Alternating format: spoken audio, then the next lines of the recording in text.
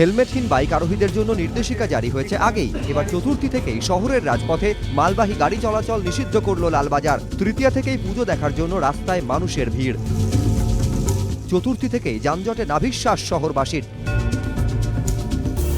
তাহলে কি হবে পুজোর দিনগুলি? পরিস্থিতি সামাল দিতে বুধবার দুপুর 3টে থেকে শহরের রাস্তায় মালবাহী গাড়ি চলাচল নিষিদ্ধ করল লালবাজার। পঞ্চমীর দিন বিকেল 4টে থেকে শহরের বড় রাস্তাগুলিতে নিষিদ্ধ অটো চলাচল।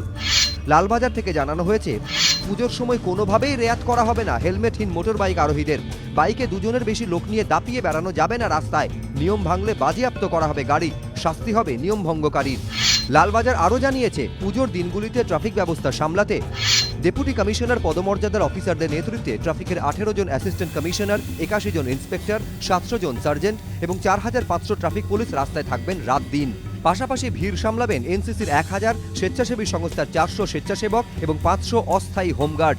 লালবাজারের আহ্বান, শহরের কোথায় কি পরিস্থিতি তার আপডেট পেতে এফএম রেডিও, টুইটার এবং ট্রাফিক পুলিশের ফেসবুক পেজে নজর রাখুন দর্শনার্থীরা। অ্যান্ড্রয়েড মোবাইল থাকলে ডাউনলোড করে নিতে পারেন পুলিশের বিশেষ অ্যাপ উৎসব। অন্যদিকে পুজোর কথা মাথায় রেখে ব্যবস্থা নেওয়া হয়েছে পাতাল পথেও।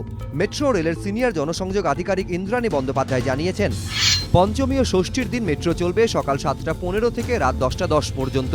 সপ্তমী, অষ্টমী ও নবমীতে দুপুর 1টা40 থেকে পরের দিন ভোর 4টে পর্যন্ত মিলবে মেট্রো। ওই দিনগুলিতে রাত 10টা থেকে রাত 12টা পর্যন্ত মেট্রো মিলবে 7 মিনিট অন্তর। রাত 12টা থেকে রাত 2টো পর্যন্ত 10 মিনিট অন্তর এবং রাত 2টো থেকে ভোর 4টে পর্যন্ত 15 মিনিট অন্তর।